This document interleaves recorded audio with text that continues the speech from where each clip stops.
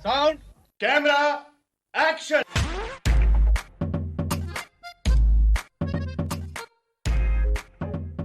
दोस्तों, बॉम्बे टॉकीज कार्यक्रम में आप सभी का बहुत बहुत स्वागत है।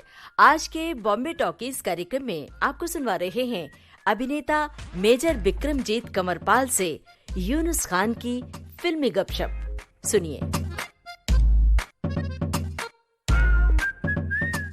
बॉम्बे टॉकीज कार्यक्रम में आप सभी का बहुत बहुत स्वागत है और इस वक्त स्टूडियो में हमारे साथ हैं भूतपूर्व फौजी अधिकारी और अब एक्टर मेजर बिक्रमजीत कंवरपाल। कैसा लग रहा है सर आपको विविध भारती के स्टूडियो में आकर? सर ये करीब मैं अभी तीसरी या चौथी बार आ रहा हूँ और यहाँ पे आके बहुत ही अच्छा लगता है। एक्चुअली जैसे कहा जाए तो it's an honour to be here and thank you for calling me. I am so grateful to you. ताल्लुक रहा है रेडियो से फौज के दिनों में? जी, मेरा फौज के दिनों में जो ताल्लुक था वो तो कोई इमेजिन भी नहीं कर सकता। मैं 1995 में 95 में मैं सियाचिन ग्लेशियर पे था, जो दुनिया की हाईएस्ट बैटलफील्ड है, सबसे खतरनाक पोस्ट मानी जाती है। जी हाँ, तो उस पे भी मैं अपने एरिया की सबसे खतरनाक पोस्ट पे था। उस पोस्ट का नाम हुआ करता था उस टाइम पे पहलवान जी। और वो थी करीब 19,600 फीट पे। ओ हो जी। और वहाँ पे कभी कभी वैसे तो बैटरी ज़्यादा लास्ट नहीं करती, बिकॉज बैटरीज जो है रेडियो की वो ख़त्म ही हो जाती हैं टेम्परेचर की वजह से। -30 -50 डिग्रीज तक होता है। वहाँ पे एक रेडियो पे रिक्वेस्ट आया करती है। रेडियो जब हम सुना करते थे तो दिल्ली से एक स्टेशन हुआ करता था जिसका नाम था फोर्सेस रिक्वेस्ट। खास करके फौजियों के लिए थी। फौजी अपने लिए, अपने भाई बंधुओं को या अपने फैमिलीज फौजी की उसके अंदर रिक्वेस्ट भेजा करते थे एक दूसरे को। फोर्सेस रिक्वेस्ट था। तो हाँ, मेरा पहला जो रेडियो के साथ वो रहा। उससे पहले मम्मी पापा तो मतलब जो बचपन में रेडियो पे सुनाई करते थे, कॉमेंट्रीज ना हो गई जो। पर हाँ, ये जो गानों का सिलसिला और फौजियों के साथ कैसे मिला गया है वो मैंने सियाचिन पे सीखा। क्या बात है। अच्छा ये बताइए, ये एक्टिंग वाला जो मामला है ये फौज के दिनों में कहीं अंदर दबा हुआ था? ये एक्टिंग का मेरे को शौक तो स्कूल से ही था। तो स्कूल में प्लेज करा करते थे और स्कूल में मैंने अपना एक छोटा सा प्ले डायरेक्ट भी किया था।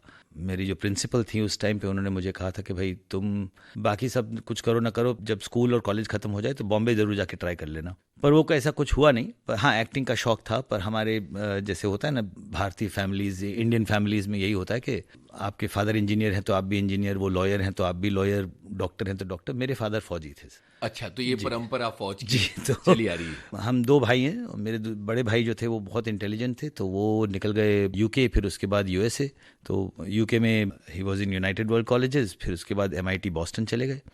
अब हम रह गए तो हमने कहा चलो भाई अब कुछ हेल्प तो करनी चाहिए फैमिली की। तो बिकॉज फाइनेंशियल प्रेशर्स उस टाइम पे बहुत ज़्यादा हो गए थे। ब्रदर अब्रॉड पढ़ रहे थे, मॉम डैड अकेले काम कर रहे थे। तो मैंने कहा जितने जल्दी उनसे बोझ उतार लिया जाए, तो मैंने फौज ज्वाइन कर ली। तो फौज के जो दिन थे उन दिनों में जब आप फिल्में देखा करते थे, फौज में तो फिल्में दिखाई भी जाती हैं फौजियों के लिए खास तौर पर, तो ये सपना धीरे धीरे पल रहा था कि एक दिन आप भी खुद को रुपहले पर्दे पर देखने वाले हैं आगे चलकर? मैंने ये सोच लिया था कि चाहे जब भी मैं फौज छोड़ूं, 5 साल 10 साल 15 साल या 20 साल के बाद, चाहे पेंशन लेके छोड़ूं, मैं बॉम्बे जाके एक्टिंग ट्राई जरूर करूंगा।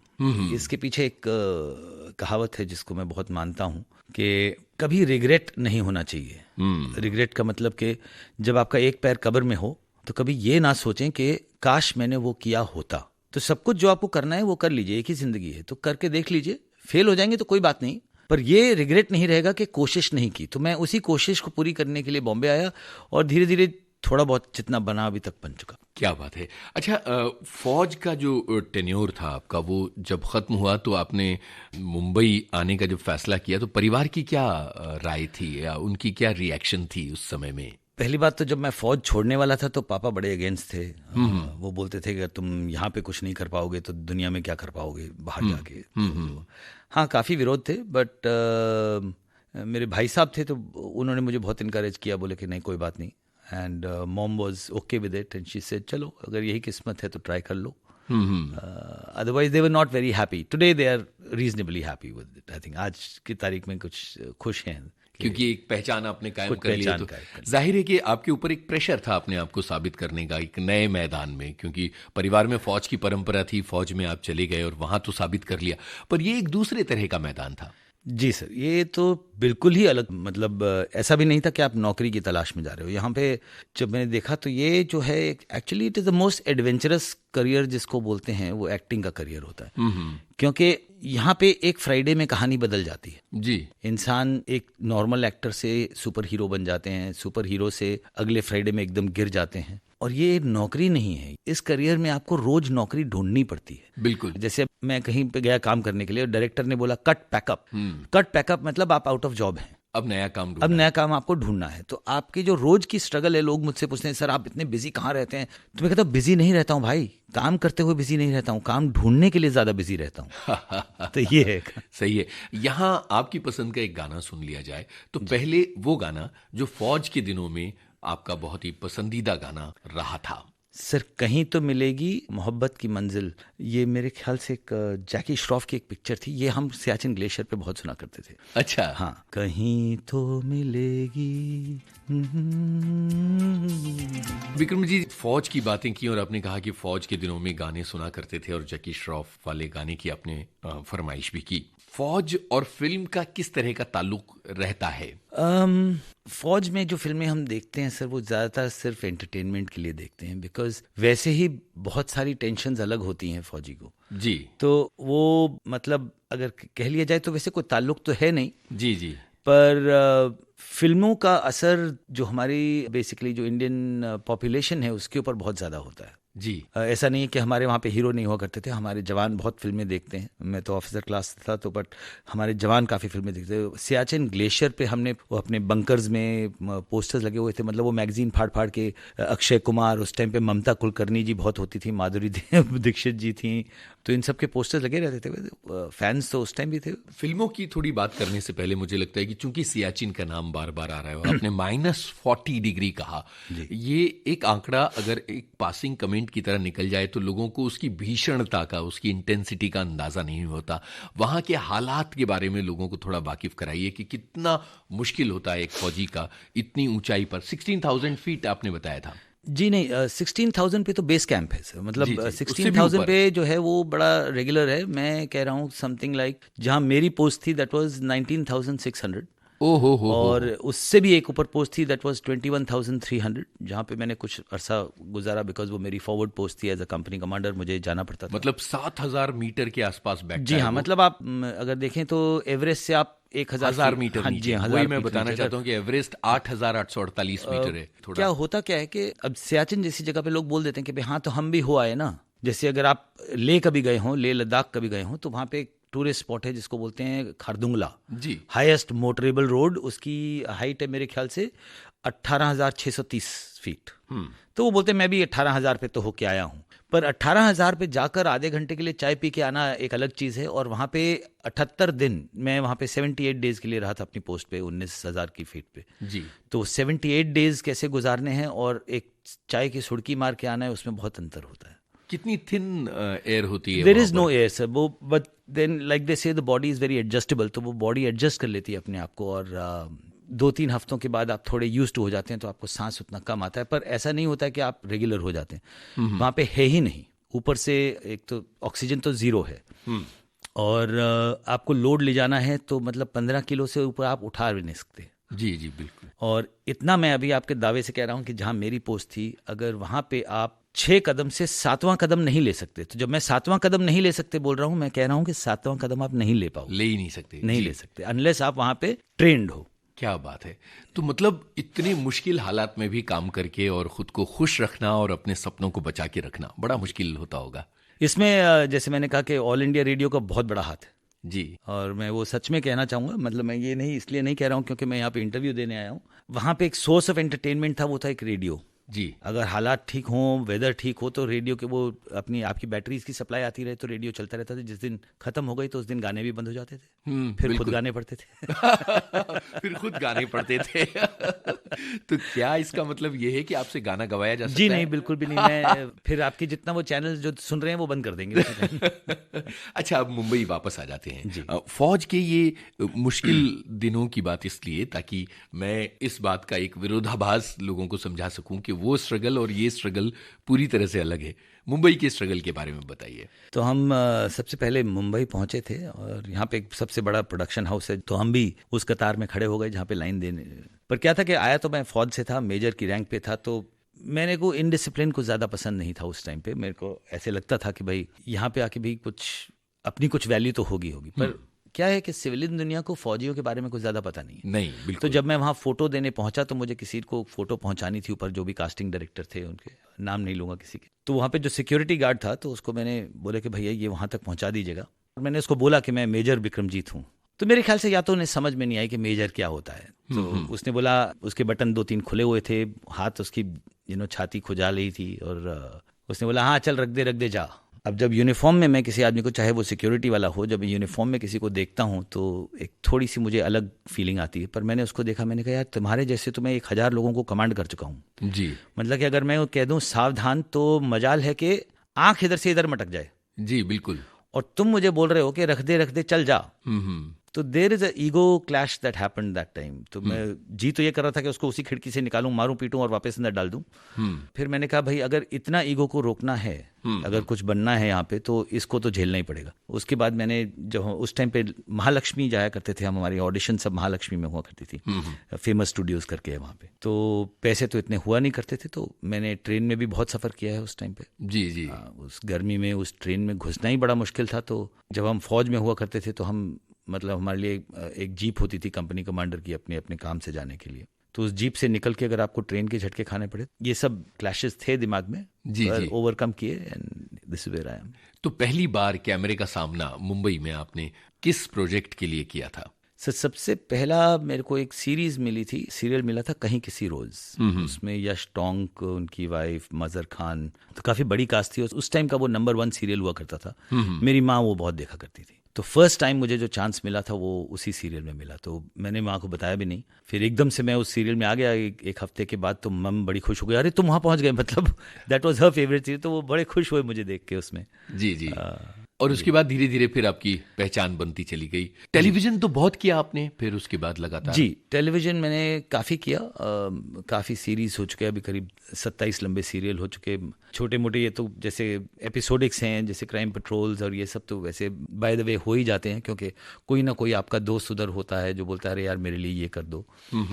तो हाँ, टीवी काफ़ी कर लिया। टीवी के सबसे चैलेंजिंग रोल्स के बारे में बताइए जो अपने करियर में आपने किए हैं। सर चैलेंजिंग तो मुझे कोई ऐसे लगे नहीं टीवी में रोल, पर जो इंटरेस्टिंग रोल जो मेरे को बहुत मजा आया करने में, वो चैनल ही नहीं चले शायद। एक शो किया था हमने नमक हराम करके। अच्छा। तो उसमें थी नारायणी शास्त्री, मैं और ये अपना मिस्टर त्यागी थे उसमें। Very nice actors and they taught me a lot about acting and I think that was one of the most fabulous. मतलब वो रोल जो है वो निभाने का मजा आ गया, क्योंकि उसके अंदर एक बड़ा पंजाबी सा कैरेक्टर था और मेरे को डिफरेंट कैरेक्टर्स करने बॉम्बे आना था। मैं I don't want to become a hero, मैं तो अपने आप को शक्ल देख ही लेता हूँ, शक्ल शीशे में। तो कैरेक्टर बनने का मूड था मेरा। एक वो शो था, फिर एक किया था हमने, एक इंग्लिश शो आया था बॉम्बे टॉकिंग जो आया था, एक चैनल हुआ करता था उस पर, एक बॉम्बे टॉकिंग करके आया था। उसमें मैंने एक ग्रैंडफादर का रोल किया था, but that was very interesting. और फिर एक सियासत करके सीरियल था, वो किया था। जी जी। उसके अंदर मैंने अबू फजल का रोल किया था। ओहो। तो अबुल फजल जो है नवरत्न थे अपने अकबर के दरबार में। जी हाँ, तो उसका रोल था। तो these are the few series that I really I have enjoyed doing this series. जब टेलीविजन आप कर रहे थे तो स्ट्रगल धीरे धीरे खत्म होता चला गया था, किस तरह के एहसास मन में हो रहे थे इन सब रोल्स? सर स्ट्रगल तो अभी भी खत्म नहीं हुआ। देखिए क्या है कि हर स्ट्रगल का एक मुकाम होता है। और देखिए क्योंकि सिविलियन लोग, जब मैं सिविलियन इसलिए कह रहा हूँ क्योंकि इंडस्ट्री को भी मैं एक फौज जैसी मानता हूँ, तो वो एक क्लोज्ड इंडस्ट्री है। तो बाहर का जब आदमी आपको देखता है, जैसे अभी कभी मैं चंडीगढ़ चले जाता हूँ, दिल्ली सोलन अपने गांव चले जाता हूँ, तो लोग बड़े खुश होते हैं, अरे ये तो वो आ गए, वो देखो जा रहे। पर उनको ये समझ में नहीं है कि यहाँ पे एक स्ट्रगल अलग लेवल का है। तो मैं तो आज भी स्ट्रगल कर रहा हूँ। मैं आज भी उसी ऑडिशंस पे जाता हूँ और आज भी ऑडिशंस पे सबको बुलाया जाता है। तो मतलब स्ट्रगल अभी तक खत्म नहीं हुआ है। स्ट्रगल खत्म तब होता है सर जब आप ऑडिशन देना बंद कर देते हैं, तब आपका मुकाम बदली हो जाता है। मतलब कि फिर आपके पास स्क्रिप्ट आती है और वो आपसे पूछा करते हैं कि सर आप ये करेंगे या नहीं करेंगे। जी जी बिल्कुल। तो उसको मैं मानता हूँ कि वो होता है कि स्ट्रगल खत्म होना। जी, तो मुंबई एक अलग तरह का मैदान है एक एक्टर के लिए। यहाँ एक गाने की जगह बनती है। अपनी पसंद का एक गाना बताइए जो हम अपने श्रोताओं के लिए प्ले करें। मेरी पहली पिक्चर थी पाप, और उसका एक गाना था मन की लगन। क्या बात है, लागी तुमसे मन की लगन। लागी तुम्हें मन की लगन, मतलब वो उससे बढ़िया तो गाना मैंने कभी सुना नहीं। और I really want to thank the Bhatt camp, Bhatt साहब, Pooja Bhatt, who gave me the opportunity to work in that film. और वो काजा में शूट हुआ था, तो काजा की वादियों में बैठ के हम वो जब शाम के टाइम जब शूटिंग खत्म हो जाती थी तो वो गाना बहुत सुना करते थे। उन वादियों में और भी ज़्यादा अच्छा सुनाई देता था। मुझे ये बताइए कि ये फिल्म किस तरह से आपको मिली थी? पूजा भट्ट डायरेक्शन कर रही थी, एक बड़ी फिल्म थी, जैसा एक्साइटमेंट था? एक्चुअली में क्या था कि जब मैं बॉम्बे पहुंचा तो टीवी तो कर ही रहा था, कोशिश थी कि कोई फिल्म कर ली जाए, तो बड़े पर्दे पे देखने का शौक था। तो मुझे किसी ने पूजा भट्ट जी का नंबर दे दिया था। जी जी। अब और कुछ तो कर नहीं सकते थे, तो डर के मारे हम मैसेज कर देते थे कि अरे madam, I am major Bikramjit and I am from the army and I want to act. तो मैंने 1-2 बार मैसेज किया, पर वहाँ से कोई जवाब नहीं आया। जी। फिर तीसरी बार भी मैसेज किया, फिर जवाब नहीं आया। मैंने कहा यार कहीं इसके बाद नाराज ना हो जाए। तो 1 हफ्ते के बाद मैंने सोचा यार, किसी ने मुझे बता दिया था कि वो फिल्म बना रही है कोई। तो मैंने कहा यार अब नाराज हो जाएंगी तो हो जाएंगी, एक मैसेज और कर ही देते हैं। तो मैंने मैसेज कर दिया एक और। तो उसके बाद मुझे एक फ़ोन आया उनके ऑफिस से। मैं बोले, आर यू मेजर बिक्रमजीत? तो बोले हाँ जी। तो बोले, आप पूजा जी को बहुत मैसेज कर रहे हैं। तो मैं बोला, आई एम सॉरी, बहुत I am very sorry, but you know I just want to, as a struggling actor everybody does that. तो उन्होंने बोला कि नहीं, आप एक ऑडिशन के लिए आ जाइए। तो that was my first break. तो मैं गया और वहाँ पे वो एक ही सीन का ऑडिशन था। एंड जैसे ही मैं ऑडिशन करके निकला, मुझे करीब 40 मिनट हुए थे, घर भी नहीं पहुंचा था। उनका ऑफिस था 16th रोड खार पे, और मैं वहाँ से वापस लोखंडवाला की तरफ आ रहा था, मलाड की तरफ जी। और मुझे एक मैसेज आया उस दौरान, और पूजा जी का अपने खुद का मैसेज आया, वेलकम ऑन बोर्ड। क्या बात है। तो दैट वाज अ डिलाइट। और फिर उसके करीब 1-2 हफ्ते के बाद मुझे फिर से एक फ़ोन आया कि नहीं, वो पूजा जी को वो चाह रहे हैं कि तुम ये वाले रोल में फिट नहीं हो रहे। तो मैं बोला, लो अभी गया ये काम से। बोले नहीं, पर एक और रोल है जिसका कोई डायलॉग नहीं है, पर वो थ्रू आउट द फिल्म है, और उसमें आप एक गुंडे हैं। तो मेरे को और भी अच्छा लगा, तो मैंने कहा ठीक है वो कर लेते हैं। तो हमारा पहला जो मेरा रोल था उसके अंदर कोई डायलॉग ही नहीं है, पर शुरुआत वहां से उन्होंने करवाई, and I am very grateful to them. उसके बाद भट्ट कैंप में आपने कुछ फिल्में की, मतलब महेश भट्ट, विक्रम भट्ट, जी अलग अलग तरह जी से सर, उन लोगों की तो फिल्में काफी आपने फिल्में की हैं उनकी मैंने जी। सो जैसे क्रीचर एक फिल्म आपने की है जी, जो हॉरर फिल्म है जी। विक्रम भट्ट के साथ अपने अनुभव बताइए। इसका भी बड़ा अजीब ही कहानी थी कि विक्रम भट्ट जी के ऑफिस में मैं गया था कुछ काम से, कोई चेक लेना था या कुछ ऐसे करना था। तो विक्रम भट्ट जी उधर बैठे थे तो ऑफिस में, मैंने बोला, अरे सर आप इतनी बड़ी फिल्म बना रहे हैं क्रीचर, और उसमें मेरे लिए कोई रोल नहीं है। क्या बात है। तो वो बोले, नहीं मेजर, तुम्हारे लिए कोई रोल नहीं है यार, तुम बहुत सोफिस्टिकेटेड हो, बहुत देखिए क्या है ना कि हमारे जितने रोल हैं वो सब फाइनल हो चुके हैं। हाँ। अब एक रोल बच गया है, वो एक फॉरेस्ट ऑफिसर का है, बहुत ही घटिया किस्म का, डाउन मार्केट, पान चबाने वाला है वो। हाँ। तो तुम उसमें बैठते ही नहीं हो हमारी नज़र में। हमने अपनी पूरी डायरेक्शन टीम से बात कर ली है, सब कुछ हो गया है। हाँ। तो ऐसा नहीं है कि तुम्हारे बारे में सोचा नहीं था, हाँ। पर तुम उसमें बैठते ही नहीं हो और बाकी के रोल जा चुके हैं। हाँ। तो मैंने कहा सर ऐसा है कि भट्ट कैंप के प्रति मेरी जो लॉयल्टी रही है जी, उसके लिए मुझे इतना अपॉर्चुनिटी और चांस तो दे सकते हो कि मैं एक ऑडिशन दे दूं। हाँ। तो उन्होंने बोला चलो ठीक है। उन्होंने अपने एडी को फ़ोन घुमाया और उन्होंने कहा भाई वो मेजर आए थे, उनका नंबर मेरे से ले लेना, उनका एक ऑडिशन कर लो। तो मैं ऑफिस से बाहर निकला, एक फ़ोन आ गया मुझे कि सर आप ऑडिशन देंगे। मैंने कहा नहीं, ऐसे रोल के लिए ऐसे ऑडिशन नहीं दिया जाता भाई, थोड़ी तैयारी चाहिए मेरे को। तो फिर मैं 3 दिन के बाद दाढ़ी वाड़ी थोड़ी सी बढ़ा के, पान वान लेके, अपना पूरा खुद का मेकअप किया मैंने, और मैं वहाँ पे ऑडिशन देने पहुँच गया। अरे गजब। तो पहली बात कि उनके ऑफिस में मुझे सब लोग जानते थे, रिसेप्शन से अंदर तक। पर जब मैं अपने लुक में पहुंचा तो किसी ने मुझे पहचाना नहीं। तो रिसेप्शनिस्ट ने सबसे पहले मुझे देख के बोला, हाँ जी कहिए। तो मैं बोला चलो भाई, पहला टेस्ट तो ये पास हो गया कि इसने पहचाना नहीं मैं कौन हूँ। जी। टोपी वोपी पहन के गए थे हम। तो फिर उतने में मैंने बोला वो मुझे बुलाया है किसी ऑडिशन के लिए। अच्छा ऑडिशन, बैठिए आप। तो मैं बैठ गया उधर। फिर उनके वो जो एडी थे और विक्रम भट्ट जी की डॉटर खुद आई मुझे मिलने के लिए। तो बोले हाँ जी कहिए। सो उन्होंने मेरे को ऐसे देखा, फिर थोड़ी देर के बाद उन्होंने देखा ऐसे करके, अरे मेजर। तो मैंने बोला हाँ जी। अरे वाह आ जाओ। तो वो ऑडिशन में वो थोड़ा एक लाउड चिल्लाने वाला सीन था थोड़ा सा, तो मैं चिल्ला गया उस ऑफिस में। उतने में फंबल हो गया, वो जिस फंबल होता है ना डायलॉग बोलते बोलते, तो वो रीटेक में चले गया, मतलब एक और टेक ऑडिशन का होना। उतने में विक्रम भट्ट ने वो चिल्लाने वाली आवाज सुन ली होगी, तो वो आ गए उधर से। और ऐसे करके उन्होंने देखा खिड़की से, बोले गए क्या हो रहा है ये। तो उनकी डॉटर थी और साथ में एक हमारे पम करके उनके एडी हैं, आजकल काफी कुछ डायरेक्ट करते हैं दोनों। तो मैं बोला अरे सर वो मेजर की ऑडिशन है। तो उन्होंने मेरे को ऐसे बस देखा, उन्होंने मेजर, और बोले ऑडिशन की जरूरत नहीं है, पास। क्या बात है। तो वो रोल मुझे वैसे मिला। इस तरह आप वो इस हॉरर फिल्म में आ गए। जी। क्या बढ़िया यादगार बात आपने इस फिल्म से जुड़ी हुई सुनाई। और इस फिल्म में एक बड़ा प्यारा गाना था, सावन आया है जी। काफी इंटरेस्टिंग डायरेक्टर्स के साथ आपने काम किया है मेजर, जैसे यश चोपड़ा जी। वो तो क्या था कि वो आर्मी फिल्म तो ऑलरेडी शूट कर ही रहे थे। हाँ। उनको एक कर्नल की जरूरत थी। तो वहां से मेरे को मैसेज आया बॉम्बे में कि भाई एक ही दिन का काम है, एक सीन है छोटा सा, और आपको बुलाया, आदित्य जी ने बोला कि आप ही आएंगे, बस खत्म हो गई बात। ओके। तो अगले दिन मैं श्रीनगर, और एक्चुअली मैं that was also to do because I have never worked with Yash ji and I I just उनके तो रोमांस जो वो रोमांस बना सकते थे वो कोई बना नहीं सकता। तो पहुंच गए उनके पास और एक ही टेक हुआ वो फाइनल हो गया।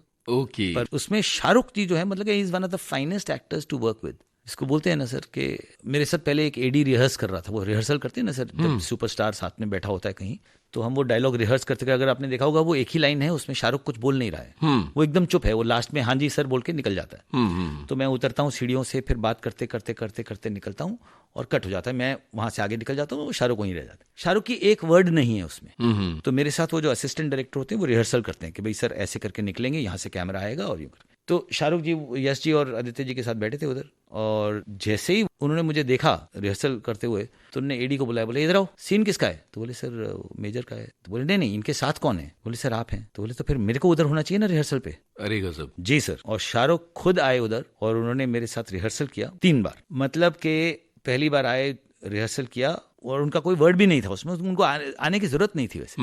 और इतने छोटे एक्टर के लिए वो इतने बड़ी हस्ती को आना, पर वो आए, उन्होंने रिहर्सल किया। तीसरी बार उन्होंने रिहर्सल किया, मैंने कहा सर आई एम ओके। फिर उन्होंने बोला रेडी टेक किया और वहां से कट हुआ और मैं निकल लिया। क्या बात है। देखिए शूटिंग से जुड़ी हुई कितनी दिलचस्प बातें होती हैं, देखने का नजरिया फिर बदल जाता है। अब हम इस सीन को देखेंगे तो इस कहानी के मद्देनजर देखेंगे कि इस तरह की घटना हुई थी। चूंकि बात जब तक है जहाँ की हो रही है तो इसका गाना सुने बिना हम कैसे आगे बढ़ सकते हैं? नहीं, बिल्कुल। देखिए आपकी जो फिल्मों की यात्रा है मेजर विक्रमजीत, वो बड़ी इंटरेस्टिंग और बड़े अलग अलग तरह के रोल्स वाली है। एक जो पक्ष है आपका वो है प्रकाश झा की फिल्मों वाला। नहीं, प्रकाश झा के साथ मैंने इतना काम नहीं किया। वो इतने काम डायरेक्टर हैं, मतलब उनका कुछ ऑरा ही ऐसा है जो वो जो उनके साथ थोड़ी सीरियसनेस वाला मामला है। सीरियसनेस, तो मैं उनके साथ कभी ज्यादा काम नहीं कर पाया। But he is a very fine director. Yes, I loved working with people like मधुर भंडारकर। उनके साथ तो काफी सारी फिल्में। जी, उनके साथ मैं 3, वो एक्चुअली बहुत ही अच्छे इंसान हैं। मतलब उनके साथ मैंने सबसे पहले, किसी फ्रेंड ने मुझे रेकमेंड किया तो मैंने उनके साथ पहले की थी फैशन, नहीं सबसे पहले थी पेज 3। और सर पेज 3 का एक गाना तो वो तो आपको सुनना ही चाहिए। अच्छा। क्योंकि वो इस इंडस्ट्री में इतना रियल गाना है, कितने अजीब रिश्ते हैं यहाँ के। बिल्कुल। उसके बिना तो मतलब ये इंडस्ट्री ही खाली है। मतलब it is the exact meaning of this industry. जी, वो गाना बिल्कुल सुनाएंगे। पहले ये बताइए मधुर से मुलाकात किस तरह से हुई थी आपकी? बस हम तो वो पेज 3 में किसी ने रेकमेंड किया था। अब मधुर जी जब अपनी फिल्म बनाते हैं सर, तो वो इतने रियलिस्टिक मोड पे जाना चाहते हैं। तो उस टाइम पे because he was fresh out of the thing, Chandni bar बना चुके थे मेरे ख्याल से, और इन्होंने बोला यार एक बहुत अपनी इंडस्ट्री को लेके फिल्म बनाई जाए which is going to be page 3 के इसके अंदर होता क्या क्या है वो तो किसी को पता ही नहीं है, सब बाहर की चकाचौंध देखते हैं। तो उन्होंने पेज 3 बनाई और it was a very interesting film. तो उन्होंने कहा कि भाई इसके अंदर क्या होगा, जितनी पार्टीज होंगी पेज 3 वाली पार्टीज होती हैं तो उसमें सब एक्टर ही आते हैं ना, नॉर्मल लोग तो आते नहीं है।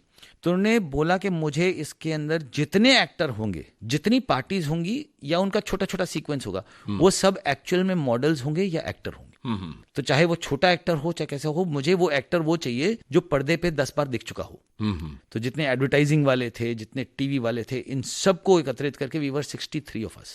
ओके जी। तो इस तरह से वहां मुलाकात हुई। फिर उसके बाद हर फिल्म में बड़ा नहीं, हो सकता है कि मैं इतना अच्छा एक्टर नहीं था, पर ऐसा नहीं हुआ आज तक कि वो कभी मुझे भूले हों। उसके बाद कॉर्पोरेट आई, फिर हीरोइन आई, फिर अभी आई थी ये मैं नाम इंदु सरकार के लिए लास्ट उन्होंने मुझे बुलाया था। तो he is always been kind and generous, और हर बार मैसेज का जवाब देते हैं मेरे को, मतलब he doesn't need to do that, पर वो करते बहुत हैं। बिल्कुल। तो यहाँ कितने अजीब रिश्ते हैं, कितने अजीब रिश्ते हैं। ये इससे बढ़िया गाना मैंने आज तक इस इंडस्ट्री के लिए सुना। आपकी जब फिल्मों की लिस्ट देखें तो उसमें काफी अलग अलग तरह की फिल्में नजर आती हैं। मुझे रॉकेट सिंह का भी नाम नजर आया, सेल्समैन ऑफ द ईयर। उस फिल्म के बारे में बताइए। Oh, that was a very, very interesting scene. I think Ranbir Kapoor is one of the finest actors that I've ever worked with. Acting wise देखा जाए, जब उनकी मैं फिल्में देखता हूँ तो that was just I think कुछ ज़्यादा बड़ा, I wish I had played the role which Manish played because he's a very fine actor. पर वही है कि वो चाह रह जाती है कि भाई आपने कभी बड़ा रोल नहीं किया। हाँ, लोग मुझे बहुत याद करते हैं कि भाई नहीं सर, रॉकेट सिंह में आपने बहुत अच्छा काम किया था। That is because of the director, because जो डायरेक्टर जिस तरह से आपको डायरेक्ट कर देते हैं तो बस वही पर्दे पे आता है। और हाँ, बस अभी भी ये चाह रह गई, क्योंकि जो फिल्मों में मैंने बड़े रोल किए वो कभी चली ही नहीं। बिकॉज देखिए हमारी इंडस्ट्री में एक चीज होती है कि एक तो रोल अच्छा होना चाहिए, उसके बाद उस फिल्म का चलना जरूरी है। बिल्कुल। ताकि आपको पहचान मिले। रोल कितना भी अच्छा हो, अगर फिल्म नहीं चलेगी तो आप वहीं बैठ जाएंगे। तो ये जिद्दोजहद आज तक चल रही है। तो मतलब हाँ, रॉकेट सिंह में अच्छा काम किया, thank you so much for everything. वो तो डायरेक्टर ने करवा लिया हमसे, पर अभी भी मैं उस तलाश में हूँ कि वो एक ऐसा रोल मिले जो आपको एक दूसरे लेवल पे ले जाए। मैंने कहा था ना कि भाई वो कि आप दूसरा ये जो छोटा वाला स्ट्रगल है इसको आप पीछे छोड़ जाएं। चूंकि आपका बैकग्राउंड आर्मी का है, तो क्या ऐसा होता है आपको उस तरह के रोल्स में ही बुलाया जाता है और टाइप कर दिया गया है? नहीं, बिल्कुल एब्सोल्युटली करेक्ट सर। मतलब आज तक मुझे सिर्फ बस यही आते हैं कि अरे सर बड़ा अच्छा रोल है, कमिश्नर ऑफ पुलिस। जी। तो ये कमिश्नर ऑफ पुलिस सुनते सुनते एक बहुत पुराने अपने एक्टर थे, हमारे जमाने के एक्टर थे, जिनका मेरे ख्याल से वर्ल्ड रिकॉर्ड है to number of police Jagdish Raj ji, तो अनीता राज के जी जी जी जी जी। तो उनका जो वो था कि भाई उन्होंने मैक्सिमम पुलिस रोल किए थे। मेरे ख्याल से उनके बाद मेरा ही नंबर आता होगा, बिकॉज हर जगह जो भी मुझे बुलाता है तो वो पुलिस वाले के लिए ही बुलाता है। फिर एक दौर के बाद मैंने वो तोड़ दिया। वो जैसे क्रीचर का रोल मैं करना चाह रहा था, मेरे को वो इमेज तोड़नी थी कि नहीं भाई ये और कुछ भी कर सकता है। यस, बिल्कुल बिल्कुल जी। जैसे प्रेम रतन धन पायो में आपने एक डिफरेंट वो किया था जी। वो तो एक ऐसे ही पासिंग सीक्वेंस है वो उसका कुछ कह नहीं सकते। बट हाँ, जब भी मुझे एक मौका मिलता है कि इन बड़े स्टार्स के साथ मैं काम कर सकूं, जैसे शाहरुख हो गए, सलमान, अक्षय कुमार जी के साथ मैं 2 फिल्में कर चुका हूँ। छोटे छोटे रोल हैं, हे बेबी और एक उन्होंने की थी क्या 30 मार खां। तो हाँ, मैं वो मौका छोड़ता नहीं हूँ। वो चाहे कितना भी छोटा रोल हो, वो मैं छोड़ता नहीं हूँ, क्योंकि कुछ पता नहीं है कि भाई नेक्स्ट आपको कब अपॉर्चुनिटी मिलेगी। बल्कि अनिल कपूर के साथ 24 किया आपने जी, जो कि एक सीरीज थी, उसके बारे में बताइए। बहुत ही गजब कहेंगे, मतलब उनकी एनर्जी लेवल्स को मैच करना बड़ा मुश्किल है। Anil Kapoor ji at that time I think he was 60 और समथिंग, उनका एनर्जी लेवल तो हमसे 10 गुना आगे है। And he looks younger than me. He's 10 years older to me, but he looks younger than me. Energy level, उनका जो पैशन है वो उसको एक शॉट को सही देने का वो अजीब ही है। बिकॉज मैं देख रहा था कि एक शॉट था जहाँ उनको सीढ़ियों से नीचे लेके आते हैं ये लोग, और उसमें बहुत स्ट्रगल है उनकी, वो चिल्लाते हैं और वो सब करते हैं। वो शॉट खुद उन्होंने करीब 3 बार दिया हो, जब डायरेक्टर ने ऑलरेडी ओके कर दिया था। एंड अभिनय is a very very good director. I mean उनके साथ मैं कितनी सारी टीवी कमर्शियल्स कर चुका हूँ। अच्छा। विज्ञापन बहुत सारे कर चुका हूँ, बिकॉज वो बेसिकली एड डायरेक्टर, तो एड डायरेक्ट करते हैं वो। पर ये 24 जब ये कर रहे थे तो उनके ओके करने के बावजूद आई मीन अनिल कपूर जी अपने ही लेवल पे हैं, वो उनका लेवल मैच करना बहुत ही मुश्किल है। And is a very fine man. Film जो मेरा ख्याल है यूट्यूब पर मौजूद है और सबसे ज्यादा देखी गई फिल्म है लॉकडाउन के दिनों में, ऐसी कोई खबर मैंने कहीं पढ़ी थी, वो है 1971 जी। उसके बारे में बताइए सर।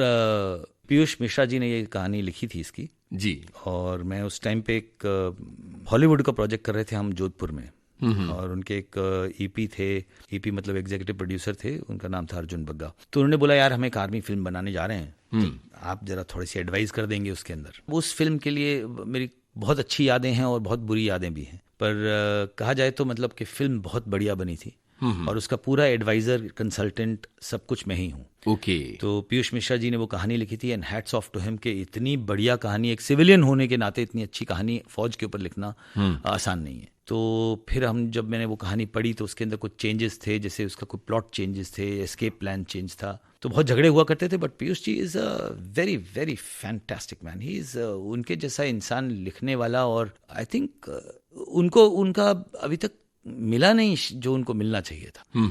तो उसमें जितने भी हैं अभी आज के सुपरस्टार्स हैं।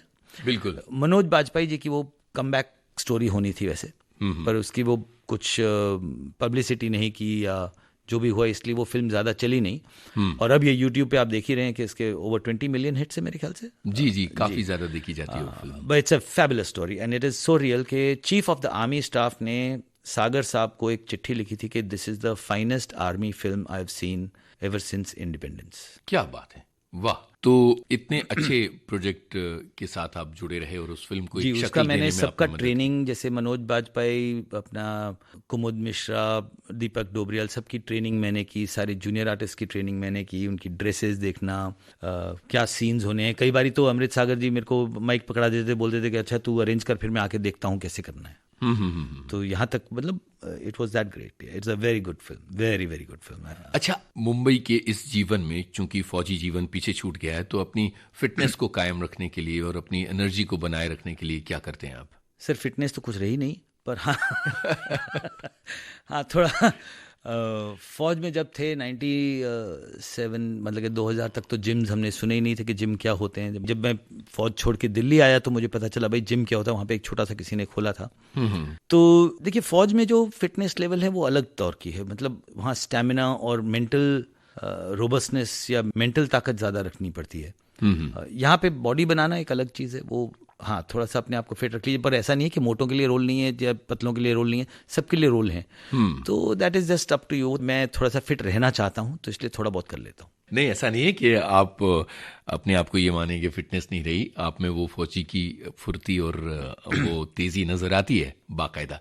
ये बताइए कि ये लॉकडाउन के ये दिन कैसे बीते और क्या उसके बाद वापस काम का सिलसिला शुरू हुआ है? Lockdown came as a shock. मतलब वो तो it was a very shocking thing. सारे काम एकदम से बंद हो गए। बट मैं एक ऐसा इंसान हूँ जो मतलब क्योंकि मेरे वैसे भी एक्सपीरियंस रहा हुआ है अकेले रहने का और सियाचिन ग्लेशियर पे रहने का, तो मतलब कहानी वहीं पे आ जाती है कि you are how used to you are. तो मैं अपने घर पे ही बड़ा खुश था। बहुत काम थे जो पेंडिंग रह गए थे ज़िंदगी में, जो मतलब मैंने सोचा था नहीं कभी बिस्तरे के नीचे से कबाड़ निकालूंगा, ये करूंगा वो करूंगा। और उसी दौरान मैंने कि अभी ये जो एक फौजी फिल्म है वो लिखी है और जिसके लिए मैं प्रोड्यूसर ढूंढ रहा हूँ। तो होपफुली कोई प्रोड्यूसर एक्टर मिलेगा तो कहानी बनाऊंगा। वो कहानी है हमारे कश्मीर वैली के ऊपर, जो हमारे जवान वहाँ पे सर्विस कर रहे हैं तो वो किस दौर से गुजरते हैं उनके ऊपर ये कहानी लिखी है। और एक शॉर्ट फिल्म लिखी है मैंने, जो भी वो बनाने की कोशिश में हूँ। शॉर्ट फिल्म है कोविड के ऊपर ही, क्योंकि जब मैंने इरफान जी के बारे में सुना था तो इरफान जी की मदर मर गए थे और वो कोविड के टाइम उनको दफनाने भी नहीं जा पाए बिकॉज देवर नो फ्लाइट्स। तो उसी के लिए कुछ रियल इंसिडेंट को लेके और कुछ पर्सनल इंसिडेंट्स को लेके मैंने एक शॉर्ट स्टोरी लिखी है। I hope I find a producer for that also. अगर हो जाएगा तो बड़ी अच्छी बात है। तो इसका मतलब ये है कि कैमरे के आगे से कैमरे के पीछे की तरफ जाने की यात्रा शुरू होने वाली है? जी सर, वो तो 2 साल पहले शुरू हो गई थी। मैंने सियाचिन के ऊपर एक पूरी कहानी लिखी हुई है जी। और वो 2 साल से ट्राई किया, पर वो बहुत महंगी फिल्म थी। तो मैं समझता हूँ कि प्रोड्यूसर बोले कि भाई इतनी महंगी फिल्म आपके हाथ में कैसे दे दें, क्योंकि मैंने डायरेक्शन इससे पहले नहीं किया था। पर इसीलिए ये अभी छोटी एक फिल्म लिखी है जो कश्मीर के ऊपर है और देखते हैं आगे की जर्नी कैसी रहेगी। जी, हिमाचल से आपका ताल्लुक है। सोलन बहुत खूबसूरत इलाका है। हाँ, ये सिविलाइजेशन और पॉपुलेशन ने अभी उसको इतना भर दिया है कि वो एकदम कंक्रीट जंगल। अगर मैं आपको दूर से उसका एक शॉट देखेंगे तो वो बॉम्बे और उसमें कोई फर्क नजर नहीं आएगा। जी जी जी जी। तो किस तरह की यादें वहाँ की घाटियों से जुड़ी हुई? सर वैसे मैं पढ़ा भी लॉरेंस स्कूल सनार का हूँ। अच्छा अच्छा, वाह। तो साथ ही में है, सोलन के साथ ही में था। तो पढ़ाई मेरी लॉरेंस स्कूल सनार की, तो पहाड़ों से बहुत मेरा लगाव है। एंड जैसे कि अभी बॉम्बे आ चुका हूँ तो यहाँ पे भी मेरी एक ही उम्मीद है, अगर जिस दिन मैं पहली फिल्म साइन कर लूंगा तो यहाँ से अपना घर बार बेच के मैं लोनावला चले जाऊँ। मुझे वादियाँ बड़ी अच्छी लगती हैं, पहाड़ों की वादियाँ। और हिमाचल तो पूरा ऑन फुट, हम जब स्कूल में थे तब से ट्रैकिंग करते आ रहे थे। तो हिमाचल पूरा घुमा हुआ है ऑन फुट। वहाँ की यादें ही कुछ अलग हैं सर। जी, आपने कहा कि जो तेजी से जो तरक्की की आंधी आई है उसने वहाँ की जिंदगी और पहाड़ों और हरियाली पर असर डाला है। तो इसकी थोड़ी बात कर ली जाए कि किस तरह से हमको पहाड़ों की खूबसूरती को बचाए रखना चाहिए, क्योंकि पहाड़ जो हैं वो एक तरह से हमारे लिए ऑक्सीजन का काम करते हैं दुनिया के लिए। जी, इसका वैसे कोई मुझे इलाज दिखता नहीं है जी। जब तक पॉपुलेशन कंट्रोल नहीं होगी। इसके ऊपर कंट्रोल करना भी थोड़ा मुश्किल है, बिकॉज अब भाई लोगों को रहने के लिए जगह तो चाहिए। वो जाएंगे कहाँ बेचारे? देखिए, एक लॉ पास करना कि नहीं आप घर नहीं बना सकते, वो बड़ा आसान है। घर तो रहने के लिए चाहिए। अब जितनी आबादी बढ़ती रहेगी घर बढ़ते रहेंगे और वो तो बिकते रहेंगे। तो इसका कोई इलाज नजर नहीं आता। ये तो पर्सनल एक देश को जागना पड़ेगा, पॉपुलेशन पे कंट्रोल करना पड़ेगा। बिल्कुल। अब ये बताइए कि इतने वक्त मुंबई में बिताने के बाद और इतने सारे प्रोजेक्ट्स करने के बाद इस पूरी यात्रा का जो कहना चाहिए निचोड़ है वो क्या है, और नए लोगों को अपने एक्सपीरियंस से क्या बात कहना चाहेंगे आप? मैं एक चीज कहूंगा, देखिए लोग जरूर कहते हैं कि पैशन होती है उसको फॉलो करना चाहिए, मरने से पहले कोई रिग्रेट नहीं होना चाहिए। ये कहने के लिए बड़ा अच्छा लगता है, पर फाइनली आपको जीने के लिए पैसा चाहिए सर। तो मत भूलिए कि एक स्टेबल जॉब बहुत जरूरी होता है। जी। अगर आपके पास वो जुनून नहीं है तो इस इंडस्ट्री में आने की गलती मत कीजिएगा, क्योंकि ये इंडस्ट्री किसी को माफ नहीं करती। आप एक दिन कुछ हैं, दूसरे दिन कुछ हैं। अगर आपके पास कोई बैकअप नहीं है तो इट इज़ वेरी डिफिकल्ट। मैं यहाँ पे कुछ वक्त के लिए आया था। मैंने अपने आप को एक टाइम दिया था कि मैं 2 साल तक ट्राई करूंगा। अगर कुछ यहाँ से गाड़ी निकलती दिखी तो उस उम्मीद में मैं उसको आगे ले जाऊंगा, वरना मैं वहीं पे छोड़ देता। तो हर आदमी को, जो भी ये यहाँ पे इंडस्ट्री में आते हैं, जो ट्राई करना चाहते हैं, उनको एक टाइम पीरियड लेके आना चाहिए, स्पेशली यंगस्टर्स को, बिकॉज करोड़ों में एक की किस्मत होती है कि वो शाहरुख बन जाता है, सबकी वो किस्मत नहीं होती। वैसे किस्मत में मैं बिलीव नहीं करता हूँ, but it is a real fact of life कि भाई वो बन गए, इसका मतलब ये नहीं कि आप भी बन जाएंगे। आप कोशिश पूरी कर लीजिए, पर अगर आप कोशिश में नाकाम रहे तो इसी इंडस्ट्री में बहुत सारी जगहें हैं, जैसे डायरेक्शन है, प्रोडक्शन है, मेकअप है, आर्ट डायरेक्शन है। आप इस इंडस्ट्री में रहने के लिए कोई भी लाइन पकड़ लीजिए, which is more giving. Actor बनने सभी आते हैं, सभी को शौक होता है पर्दे पे देखने का अपने आप को, पर ये इंडस्ट्री आपको बता देती है कि आप कहाँ हैं और कहाँ आपको रुक जाना चाहिए। ये समझना बहुत जरूरी है यंगस्टर्स को। क्या बात है। मेजर बिक्रमजीत जी, आप विविध भारती के स्टूडियो में आए और बहुत बेबाकी से आपने अपनी जिंदगी की कहानी सुनाई, अपनी फिल्मों के एक्सपीरियंसेस बताए। बहुत बहुत शुक्रिया बॉम्बे टॉकीज कार्यक्रम में शामिल होने के लिए। Thank you so much sir, बहुत बहुत धन्यवाद। बॉम्बे टॉकीज कार्यक्रम में आप सुन रहे थे अभिनेता मेजर बिक्रमजीत कंवरपाल से यूनुस खान की फिल्मी गपशप। तकनीकी सहयोग तेजश्री शेट्टे का था। विविध भारती की ओर से इस कार्यक्रम के प्रस्तुतकर्ता जुबैर खान। डिजिटल अपना बॉम्बे टॉकीज, पिक्चर ही कल्चर है अपना बॉम्बे टॉकीज। रॉकिंग है, रोलिंग है अपना बॉम्बे टॉकीज। सुपर है, डुपर है अपना बॉम्बे टॉकीज।